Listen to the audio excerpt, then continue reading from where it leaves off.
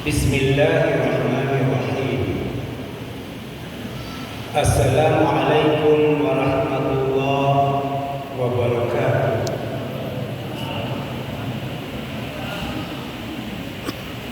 Alhamdulillahi rabbil alamin. Wassalatu wassalamu ala asyrafil anbiya'i wal mursalin Sayyidina Muhammadin wa ala alihi wa washabihi ajma'in. Amma ba'd. Jamaah tarawih kekasih Allah, Ramadan adalah lokus kehidupan yang bersifat samawat. Allah menjadikan bulan Ramadan sebagai zona integritas bagi orang yang beriman. Ada satu harapan yang amat besar yang ditetapkan oleh Allah buat orang yang beriman. Tidak hanya sekedar tiba dan datang untuk menyembah Allah, tetapi dia harus meraih sukses untuk mendapatkan kembali surga yang pernah ia tinggalkan karena dosa. Tapi di sisi lain juga Allah menghendaki agar manusia bisa menjadi jembatan penghubung antara dunia dan langit. Adalah dasar yang paling logis jika puasa diberi label 183. Konsep 183 menurut saya adalah lambang integritas kehidupan manusia yang bersifat universal, yang harus dimulai dari bilangan 1. 1 adalah karakter ketuhanan yang dalam konsep Islam kita kenal dengan sebutan Huwallahu Ahad. Bilangan itu terdapat dalam surat Al-Baqarah ayat 183. Sehingga titik koneksivitasnya adalah hanya orang yang beriman, orang kafir, orang musyrik, orang munafik tidak pernah dipedulikan oleh Allah, karena memang mereka sudah jatuh dalam kezaliman yang amat besar. Titik fokus Tuhan yang bersifat esa itu adalah hanya orang yang beriman, yaitu beriman kepada keesaan Allah yang tahu tentang Tuhan sebagai kausa prima.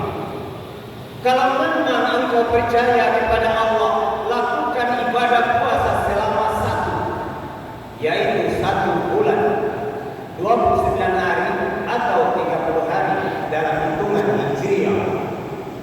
Dari sanalah kita berangkat, dari sanalah kita kembangkan pengetahuan kita, spiritualitas kita, kita asah agar kita tetap genggam kehidupan ini, agar kita punya koneksivitas dengan Allah, agar kita semakin dekat dengan Allah, sebagaimana yang dijabarkan oleh Jalaluddin Rumi dalam menafsirkan, dalam menerjemahkan apa yang pernah dilakukan oleh Ibrahim alaihissalam tatkala ingin mendekatkan diri kepada Allah. Terukir di dalam Al-Quran surat Al-Baqarah ayat 260. Ada satu keinginan agar Ibrahim dapat kuat dan konsisten beriman kepada Allah. Dia ingin tunjukkan kekuasaan Allah. Memang dia sudah lakukan proses observatori. Dia melihat kemungkinan-kemungkinan yang disembah oleh orang-orang terdahulu tentang benda di dalam langit. Bukan hanya proses observatori, tetapi juga proses eksperimental. Memotong burung-burung, dipotong sebanyak 4, disimpan pada tempat tertentu di bukit, di gunung, lalu dia panggil. Ternyata dalam hipotesisnya bahwa Allah atau Tuhan adalah sesuatu yang dapat menghidupkan yang sudah mati. Teguhlah perhatiannya, teguhlah hatinya bahwa Allah itu walaupun tak dilihat, walaupun tak bisa dirasakan, tetapi dipersepsikan bahwa memang dia pasti bisa menciptakan sesuatu yang tadinya mati menjadi hidup, bahkan sesuatu yang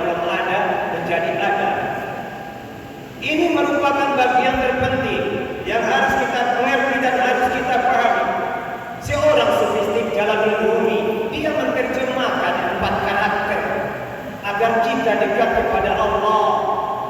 Maka kita upayakan harus memotong 4 jenis burung yang ada pada diri kita. Jangan tersinggung laki-laki, bukan burung yang itu yang dimaksud, tetapi ini simbol. Burung yang pertama yang harus dipotong menurut Jalalain Rumi adalah bebek. Bebek adalah simbol kerakusan. Di mana saja dia berada, bebek dia menghisap comberan. God, air dia tidak pilih yang bersih maupun yang kotor. Ia kumpulkan pasir-pasir, termasuk kerikil-kerikil. Jangan sampai dia tidak kebagian. Begitulah kehidupan manusia. Ada orang yang mengumpulkan harta benda, baik itu yang halal, yang setengah halal, yang remang-remang maupun yang haram. Dia kumpulkan seolah-olah dunia ini adalah miliknya, harta itu adalah miliknya. Ia kejar walaupun dia berada di mana, tak peduli moral, tak peduli etika, tak peduli hukum. Yang pasti dia adalah bebek. Itulah jenis unggas yang harus kita potong dalam hidup kita agar dekat dengan Allah. 100% manusia, walaupun dia kaya raya, tidak akan mungkin mampu makan nasi 1 belanga 1 kali makan. Cukup sedikit saja. Dia sudah punya lahan yang besar, masih juga dia tambah batas tanahnya 1 senti, 2 senti, 2 meter, 3 meter. Lalu dia klaim, ini batas tanah saya, dasar habis. Itulah yang harus kita tiadakan, yang harus kita potong agar kita memiliki spiritualitas yang tajam. Yang kedua, jenis unggas yang bernama ayam jantan atau ayam jago. Ayam jago adalah lambang hawa nafsu. Imam Al-Ghazali mengatakan ada 8 jenis hawa nafsu manusia. Tapi saya tidak jelaskan sekarang, terbatas waktunya. Tetapi yang pasti, kerakusan manusia ditambah lagi dengan hawa nafsu di bulan Ramadan harus kita tekan. Memang ada gambaran dalam Al-Quran. Bismillahirrahmanirrahim. Zuhina linnasi hubbu syahwat minan nisa wal banin wal qanatir al muqantarati min ad-dab wal fida wal khayl al musawwama wal an'am wal harth. Dzalika mata'ul hayatid dunya wallahu 'indahu husnul ma'ab. Ada orang yang punya hawa nafsu, terlalu cinta kepada minan nisa, kepada perempuan, menunjukkan konsep jasmania, laki-laki kepada perempuan, perempuan kepada perempuan. Betapa banyak yang jatuh, jabatannya dicopot, diakibatkan karena hawa nafsu terhadap perempuan. Dia tidak pilih apakah awam terpelajar, apakah dia oknum polisi, oknum tentara, termasuk ustaz, kiai. Juga kalau dia tidak mampu menekan hawa nafsunya, pasti dia akan hancur berantakan karena terlalu punya hawa nafsu terhadap wanita. Yang kedua, wal banin. Anak-anak memang amanah, tetapi kadang-kadang menjadi kebanggaan. Janganlah menjadikan anak termasuk istri kita sehingga kita lupa kepada Allah Subhanahu wa taala. Karena kita punya hawa nafsu terhadap kehidupan kita, terhadap anak-anak kita, sehingga kita lupa diri. Bahkan ada orang yang hidupnya setengah mati, sampai-sampai dia berkata, biar saya mati, yang penting anak saya. Tidak juga, Allah larang seperti itu. Memang amanah memelihara anak, tetapi harus berimbang. Jangan sampai kita rusak, jangan sampai hidup kita sengsara gara-gara anak-anak kita. Janganlah lilin membakar dirinya, itu juga tidak baik walaupun dia bisa menyerang orang lain. Yang ketiga, harta benda dalam bentuk emas dan perak itu juga membuat kita selalu lupa diri kepada Allah. Termasuk kendaraan mewah, termasuk lahan, tanah, termasuk apa saja, hewan ternak kita miliki. Semua itu perkara kehidupan dunia. Jika hawa nafsu kita tidak bisa kita potong, maka saat itu kita tidak akan pernah dekat dengan Allah. Spiritualitas kita akan berada pada tepi jurang api neraka. Yang ketiga menurut Jalaluddin Rumi adalah bulu merah. Merah adalah lambang kesombongan, keangkuhan, bangga diri. Potonglah. Orang bisa sombong karena ilmunya. Bolehlah engkau sombong dengan ilmumu, tapi engkau tidak bisa melewati kapasitas yang dimiliki Allah Subhanahu wa Ta'ala. Betapa tidak bagaimana Nabi Musa akhirnya bisa bertemu dengan Nabi Khidir karena merasa diri lebih pintar. Lalu Allah sampaikan ada yang lebih pintar. Engkau mungkin hanya tahu fikih, engkau mungkin hanya tahu syariah, tetapi yang di sana itu tahu hakikat ma'rifat dan tasawuf. Setelah dia berjumpa dengan Nabi Khidir, ternyata ilmu Nabi Musa cuma sedikit. Makanya jangan pernah kita katai orang tahu bodoh, kamu tahu apa, anak begitu, anak kemarin. Jangan, maaf, sepintar-pintar almarhum B.J. Habibie buat masalah, belum tentu dia bisa buatkan suami yang enak, sindong yang enak, atau dia bisa buat kabuto seperti daerah saya. Belum tentu dia bisa.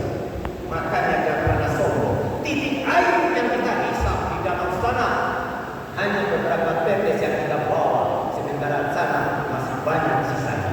Maka potonglah kesombongan dan keangkuhan itu. Yang terakhir, yang harus dipotong adalah burung gagak. Burung gagak adalah lambang keinginan-keinginan. Manusia punya banyak keinginan. Mungkin dia ingin memiliki banyak koleksi mobil, koleksi pakaian, ingin punya jabatan yang bertumpuk-tumpuk. Dia hanya punya keinginan padahal dia tidak butuhkan. Coba lihat sebagian dari selebritis bangga ketika disuruh ditanyai, ini lemari ini apa isinya? Semua tas ada berapa lemari? 4 lemari. Ini dari Eropa harganya sekian. Ini dari Australia, ini dari Amerika, ini dari China. Dia bangga hanya dia koleksi, padahal dia tidak pernah pakai. Kasihan, hanya dia duduk saja di rumah tapi tidak produktif. Akhirnya apa? Menciptakan orang yang hedonisme, menciptakan orang yang konsumtif, yang dalam hidupnya dia hanya berlebih-lebihan. Dari sinilah maka konsep satu tadi kita harus tegakkan. Tegakkan bagaimana caranya? Melalui 8. Apa 8? Maaf, bagi kita yang melaksanakan sholat tarawih 8 rakaat adalah lambang bahwa setiap kita sholat pasti berdiri. Kalau berdiri itu menunjukkan bahwa ukuran kita manusia normal adalah 8 hasta. Jika sholat berdiri 8 hasta, itu sama dengan 8 orang malaikat yang menjunjung aras Tuhan pada saat hari kiamat. Surat Al-Haqqah ayat 17. Sama dengan kita junjung aras Tuhan, maka laksanakan yang 8 itu tarawih sebagai kesempurnaan dari ibadah puasa kita. Di samping 8 sebagai bagian terpenting dari junjung aras, angka 8 juga merupakan wilayah kepunahan manusia. Bukankah kaum Ad dan kaum Samud dihancurkan oleh Allah 7 malam 8 hari, yang berarti 3/2 putaran bumi? Kalau 3/2 putaran bumi itu dialami bangsa Indonesia 3/2 abad dan 3,5 tahun dijajah Belanda dan Jepang. Dan angka 8 juga menunjukkan 8 makhluk yang diciptakan oleh Allah berpasangan yang diberikan kepada Nabi Nuh alaihissalam, yaitu diri dan kami, juga jumlahnya 8 pasang. Terakhir 3. Kode 3 adalah kode seperti yang pernah saya sampaikan, adalah lambang dari bilangan dasar. 1 sebagai penyebab utama, 2 berpasangan, 3 turunan. Di atas 3 bukan lagi bilangan dasar, tetapi itu menandakan bahwa sebelum lahir manusia di muka bumi ini, dia berada pada 3 hingga 8 di dalam rahim ibunya. Itu disampaikan oleh Allah dalam Al-Quran. Namun 3 itu adalah sholat witir, sholat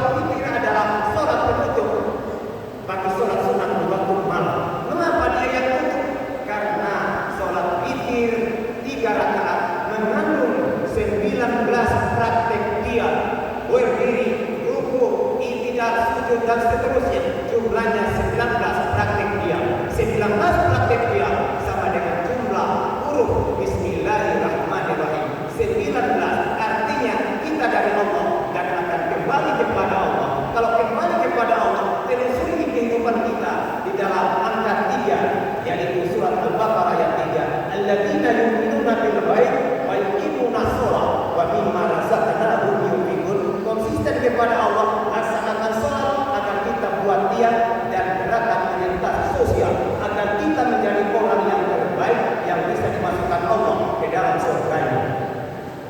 Bila